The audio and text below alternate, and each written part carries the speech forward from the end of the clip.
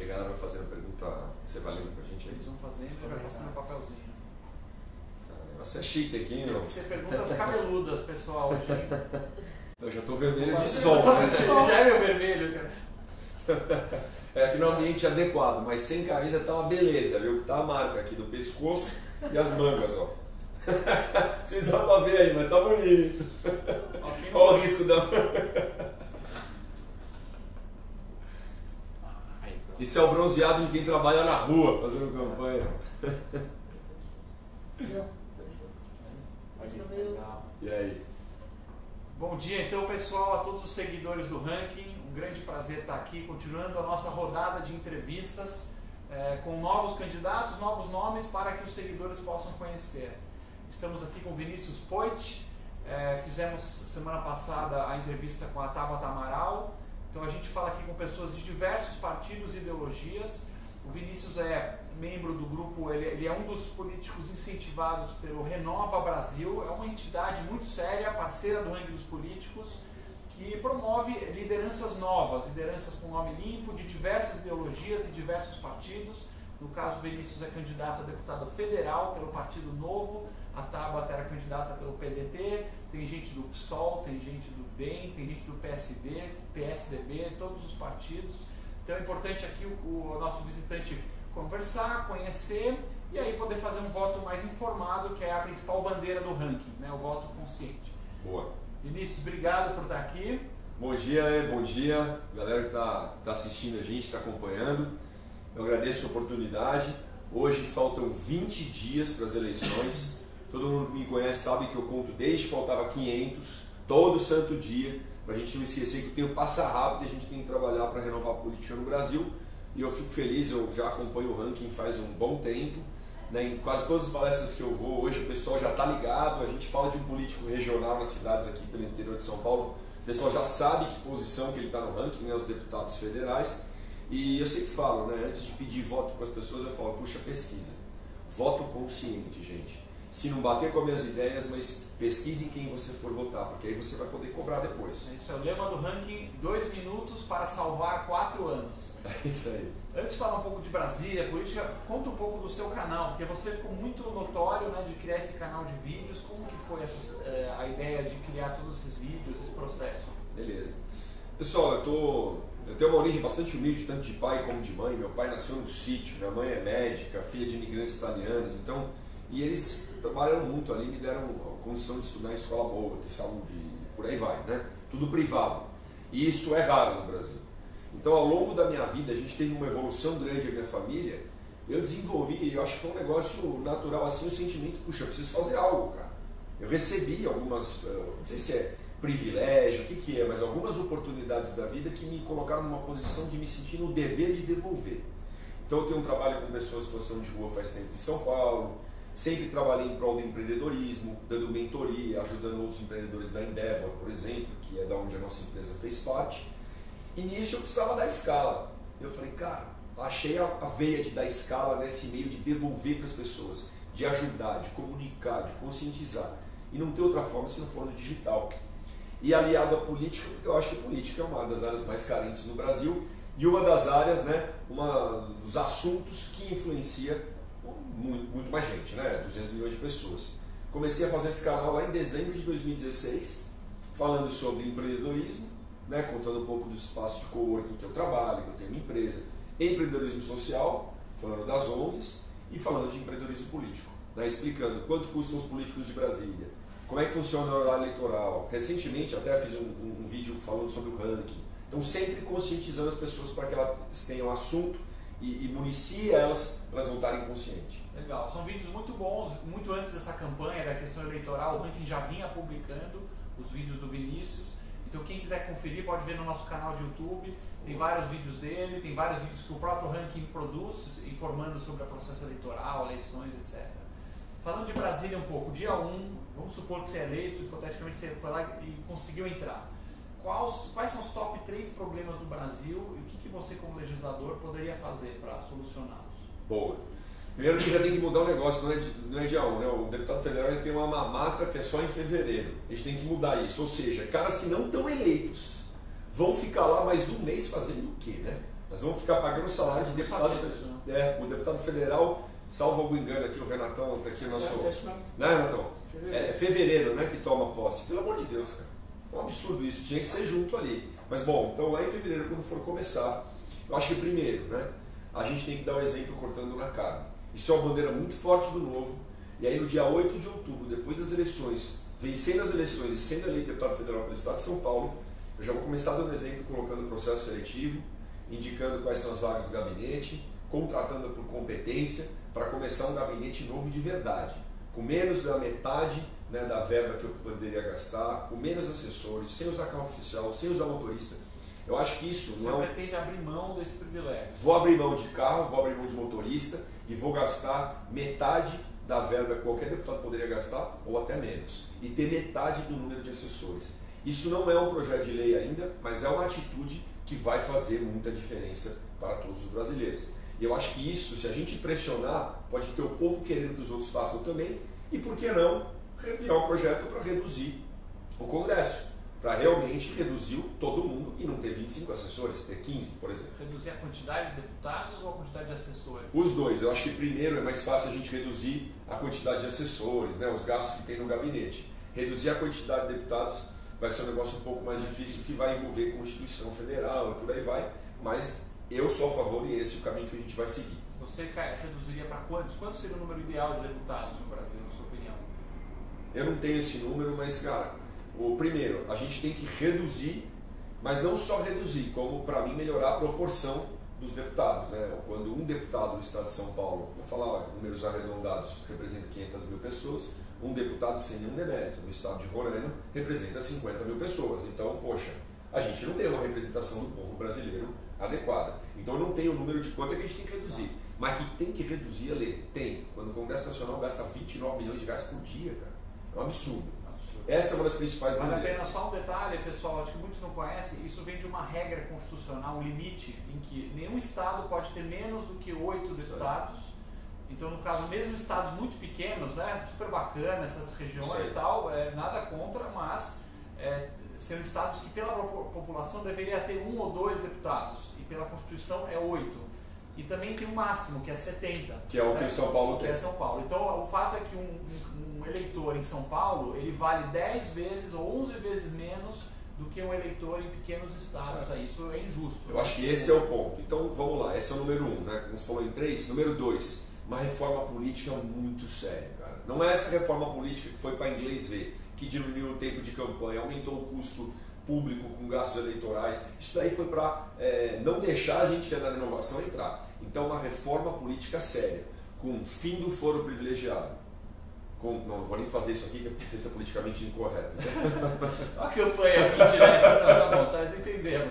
Todo mundo entendeu que eu estou numerando, não estou fazendo nada. Fim do foro privilegiado.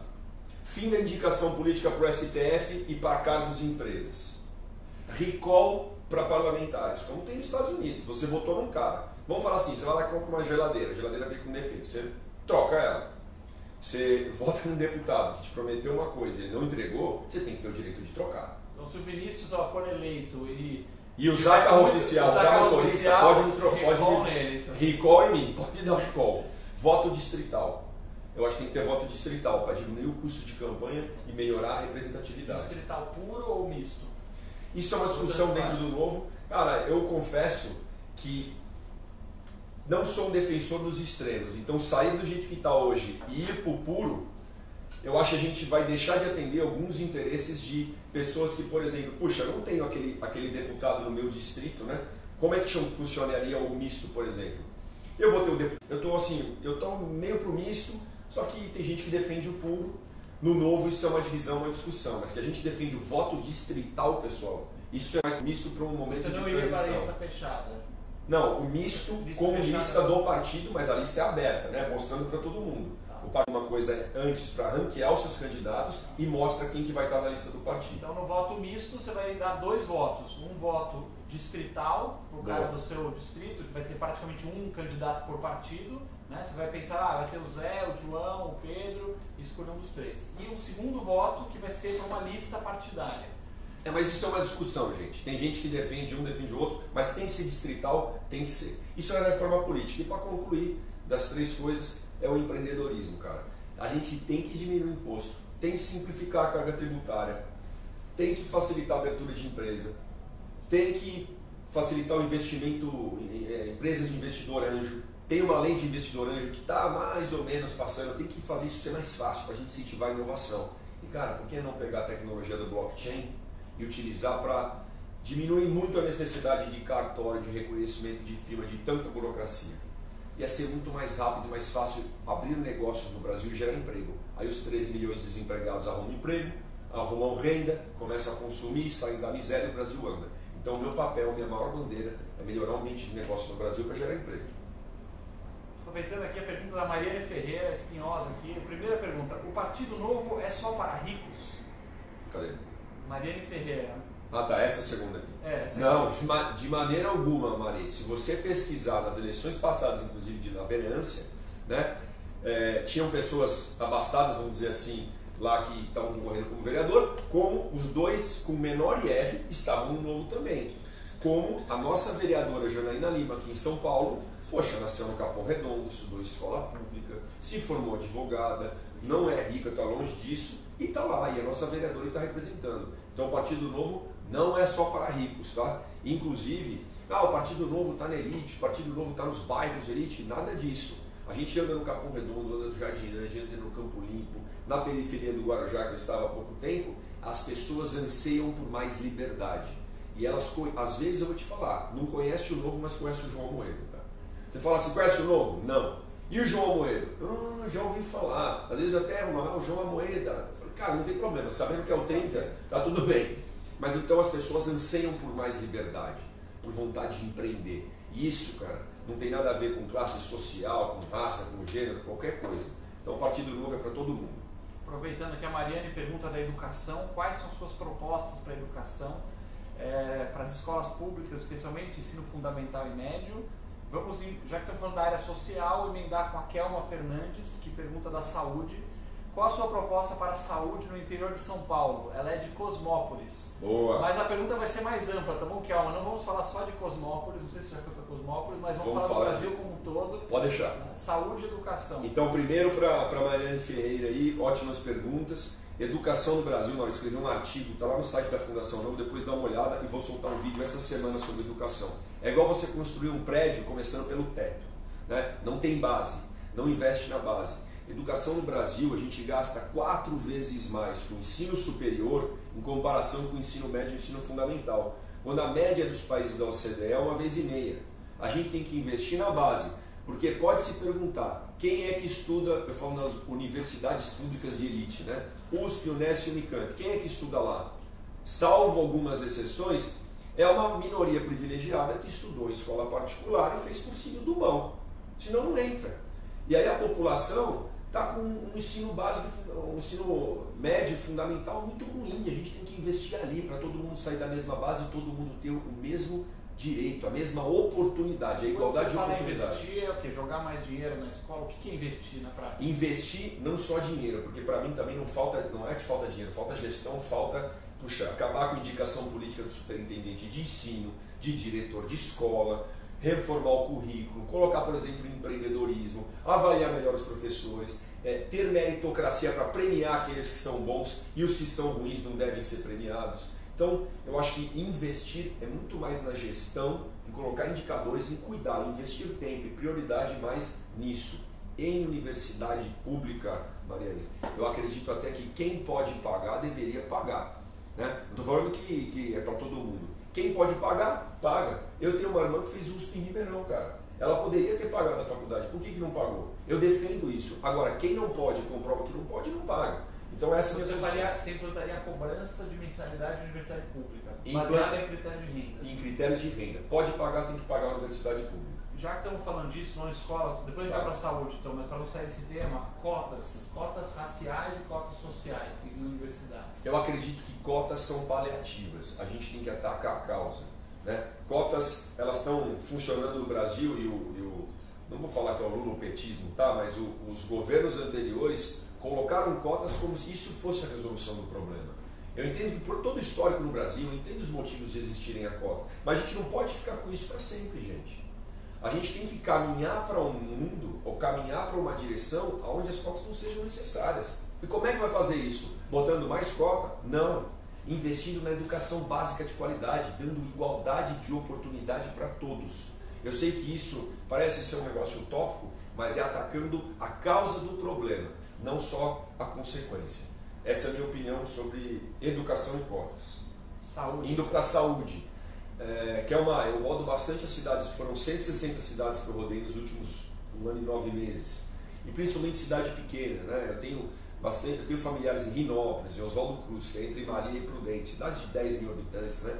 ou cidades como Cosmópolis. O que eu acho, e aí o que eu vejo, é que essas cidades têm um orçamento tão apertado, e ficam reféns de deputados federais. Ficam dependendo, e aí não é só saúde, mas vamos falar da saúde, fica dependendo de emenda parlamentar para construir o hospital, para construir a UPA, para melhorar a saúde, ou o que seja da cidade. Você sabe por que acontece isso, cara?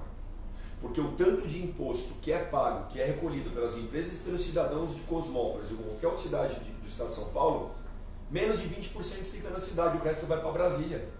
Isso chama pacto federativo. A gente podia levar um tempo falando sobre isso, só que é desigual. Aonde você vive, aonde as pessoas consomem educação, segurança e saúde, é em Cosmópolis, não é em Brasília.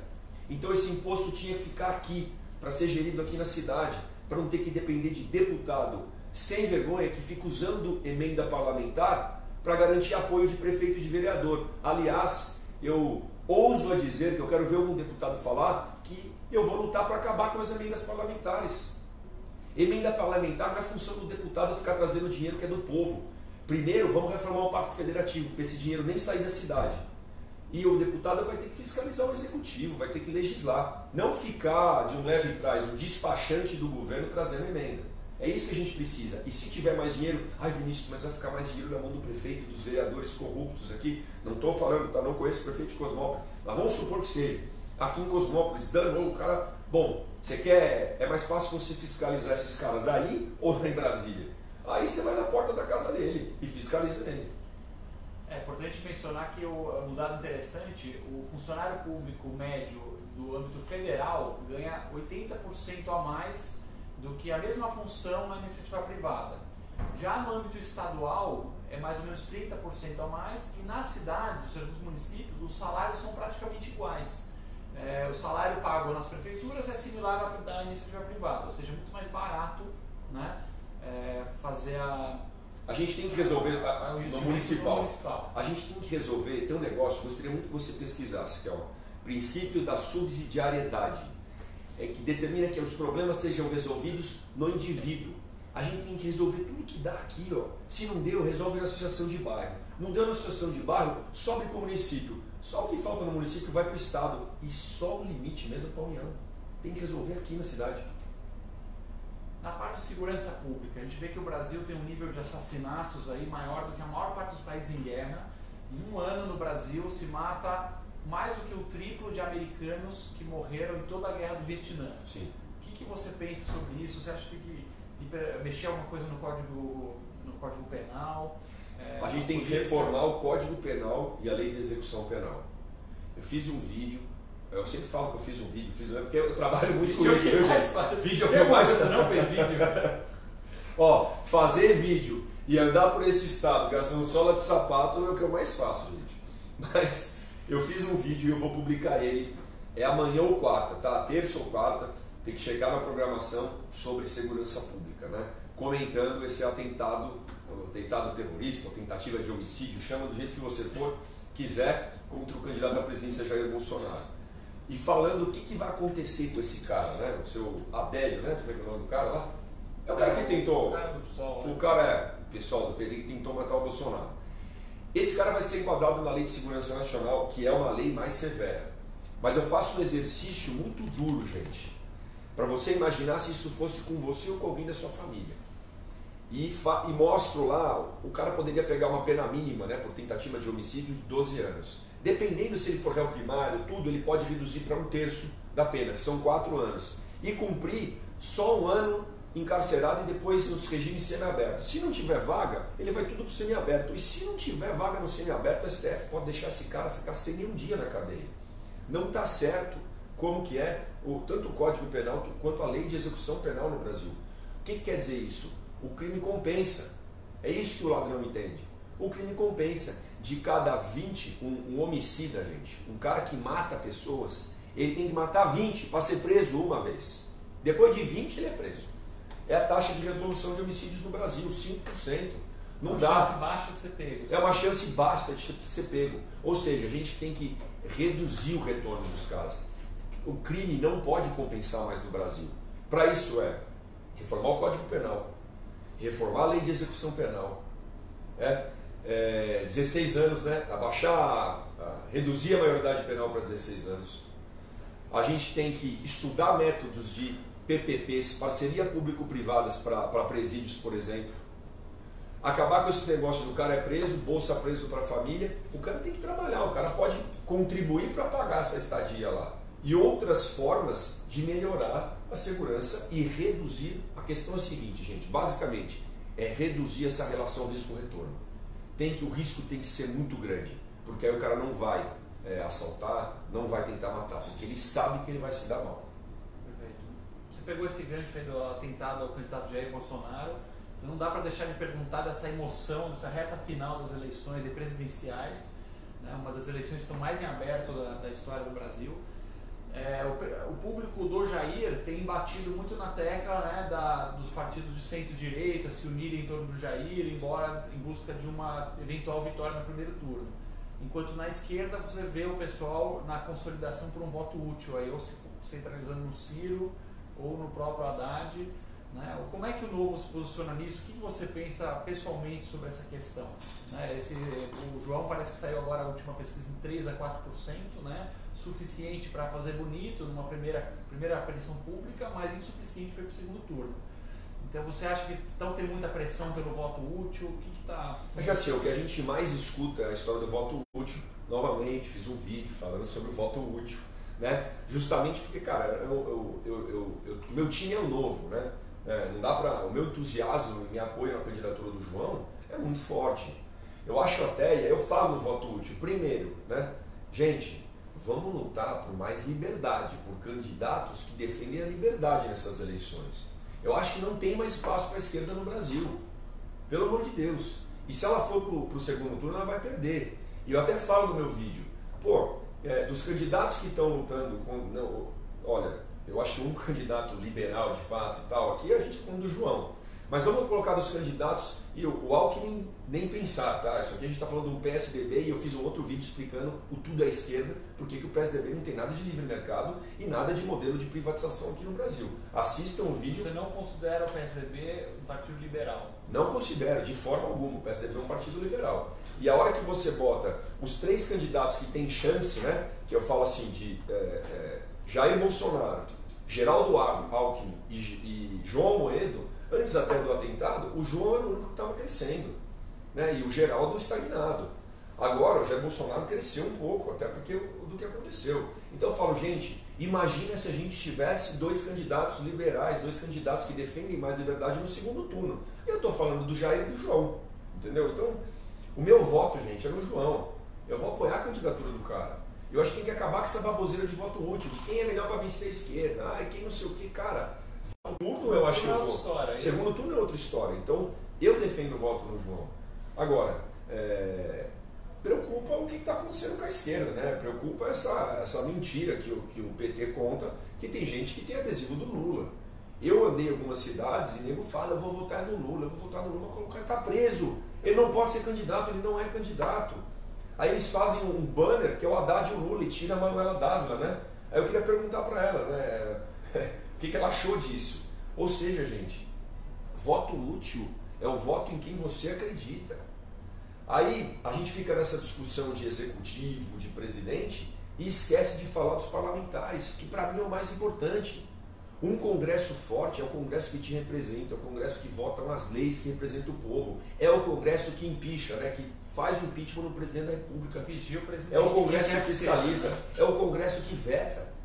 Então, para mim, tão importante quanto, ou mais, Ale, é renovar o Congresso Nacional. Porque na presidência eu sei que está difícil, eu sei que a gente corre um monte de risco, mas se a gente tiver um congresso bom, pelo menos, essa é minha questão. Uma garantia democrática.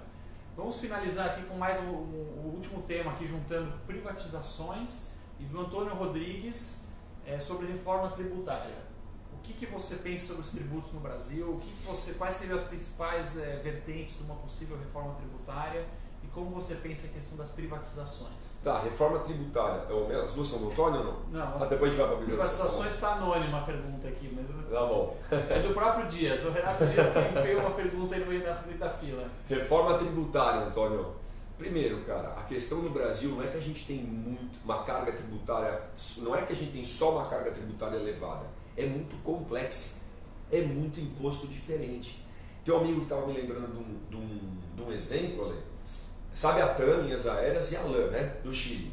Duas empresas mais ou menos do mesmo tamanho fizeram uma fusão, né? Só que a equipe é mais ou menos do mesmo tamanho, só que a equipe da TAM de calcular tributos, a área, tinha 6 vezes mais pessoas. É muito complicado calcular tributo no Brasil. Então, além de reduzir imposto, é simplificar a carga. É, por exemplo, colocar o tal do IVA, que é o Imposto sobre Valor Agregado. Para quem está na indústria sabe que tem o IPI, o PIS, o COFINS, o ICMS, diferencial de alíquota para lá, para cá, guerra fiscal entre os estados, bota imposto sobre valor agregado, é um imposto só. Isso já funciona em outros países da América Latina. Então, dentro da reforma tributária, eu acho que a gente simplificar, além de reduzir, é o que vai caminhar a gente para ser mais fácil fazer negócio no Brasil. E no Brasil tem uma aberração que chama lucro presumido. Lucro presumido. Você tem uma empresa, então não importa o teu resultado se você deu prejuízo, mas em cima da receita que você tem, ele presume o lucro. Quem tem tanto de receita, né, e a empresa de tal tamanho, a previsão é que tenha lucro de 20%. E te tributa em cima disso, em cima da receita, não te tributa em cima do resultado. Isso está errado. Tributação tem que ser em cima do resultado. Aliás, a gente pode discutir se tinha que ter tributação ou não. Mas se for tributar, que tribute no resultado, não na receita. Então quer dizer que uma empresa que dá prejuízo tem que pagar imposto. Então essa é a minha visão sobre reforma tributária, só que ela não vai acontecer sem uma reforma fiscal. Não vai acontecer se esses caras tiverem vergonha na cara e começar a reduzir o Estado. Cortar gasto, cortar esse monte de cara comissionado, acabar com essas estabilidades, botar a meritocracia. Se não tiver isso, como é que vai botar uma reforma tributária? E aí a gente passa pela desestatização, que tem vários modelos, entre elas a privatização, mas também tem as concessões de estradas, rodovias, portos, parques, né? Que aqui o senhor Márcio França não deixou a gente fazer, por causa talvez de uma briga política com o João Dória. Pelo amor de Deus, concessão de parques em São Paulo, os parques de São Paulo consomem 200 milhões de reais só para cortar a grama e cuidar do parque, gente. E a gente com um baita projeto de concessão aqui, que não vai cobrar ingresso de ninguém, como a esquerda colocou lá atrás, não vai botar catraca em parque nenhum, vai melhorar o serviço para o povo, vai continuar sendo de graça, pessoal. E foi barrado por causa de uma briga política. E tem as PPPs também, que até a gente está falando que o estagiário de comunicação não veio, né? E o Dias que está operando a máquina aqui, porque ele ficou preso no metrô. Adivinha em que metrô que ele ficou preso? Se foi na linha amarela, que é uma parceria público-privada, ou se foi na pública. E além de ser na pública, foi na vermelha. Certo? Então assim... Esse é um ponto interessante. O Matheus, que trabalha aqui no ranking da equipe, não conseguiu chegar porque o metrô estava paralisado novamente, e novamente era um metrô público, não a linha amarela, que é a única privada em São Paulo, praticamente não para nunca. Então assim, privatizações, eu fiz um vídeo também, quero que os senhores e senhoras, todos e todas, assistam, né? Porque 150 estatais federais no Brasil dão 20 bilhões de prejuízo. Você acha que está certo? E não é só Petrobras, Correio, Banco do Brasil, Caixa Econômica Federal, que todo mundo conhece. Todo mundo conhece a Brasil Ventos S.A., você conhece? Brasil Ventos? Brasil Ventos S.A. E estoca Ventos? A Dilma explica, boto lá a Dilma explicando. Tem uma empresa Brasil Ventos. Brasil Ventos S.A. Aí tem também a EPL, empresa de logística. Essa aí você também não conhece, né? Agora você vai lembrar, é a empresa, Lê, na Copa do Mundo, não sei se você lembra quando você foi assistir o jogo da Copa, a empresa que fez o trem-bala, que liga São Paulo a Rio de Janeiro. Nós fizemos um post, tem funcionário Foi lá. feito para a Copa, todo mundo andou nesse trem-bala, gastou mais de 1 bilhão, cara. Tem funcionário lá e ela gasta ainda todo dia. Não tem trem-bala nenhum, cara. Só tem o gasto. Pelo amor de Deus, gente. Então isso é o cenário do Brasil. Se a gente, e aí a palavra privatizar pode ser, parece um bicho papão, mas gente, é trazer gestão privada. Quer uma pitadinha disso para encerrar? Petrobras. Ano passado, 16 bilhões de prejuízo. Só de dar uma limpa lá nos corruptos, botar um monte de gente na cadeia, Operação Lava Jato com sucesso, botou um gestor competente, nem privatizou, botou um gestor competente como Pedro Parente. O que aconteceu no primeiro semestre desse ano? 16 bilhões de lucro no primeiro semestre. Agora não me engano se foi no primeiro tri foi 6 e no segundo tri foi 10 ou ao contrário, mas o que importa é isso. Então, nesse caso, a sugestão é botar gestão boa, independente de privação ou não. Exato, pode privatizar. Não, eu acho que precisa privatizar várias estatais. Mas por que não colocar vários Pedros Parentes em várias estatais? Porque ainda vai ter muita influência política. Como é que a gente garante que outros políticos vão topar colocar vários Pedros Parentes? Os caras, existe um risco de gestão. Existe, os caras não têm responsabilidade. Tem 16 bilhões é metade do orçamento do Bolsa Família. Imagina o que foi perdido de dinheiro do povo, né, nessa estatal. Olha o risco de não privatizar e só trocar o gestor. Pedro Parente está onde? Saiu. Por briga política, né? Pelo conflito que deu com a greve dos caminhoneiros, pelo o Temer ficar enfraquecido nessa história, por aí vai. Então ou a gente leva a sério e bota o governo para focar no que é essencial, que é educação básica, saúde e segurança para a população, o resto deixa quem faz melhor, com mais eficiência, com menos corrupção fazer, ou nós vamos ficar nessa ciranda aqui, ó, preso, gastando dinheiro público, pagando altos impostos e a população que mais precisa sem nada. Legal. Vinícius, muito obrigado aí por ter vindo conversar com a gente. Eu que agradeço. Obrigado a todos que estão seguindo o Ranking.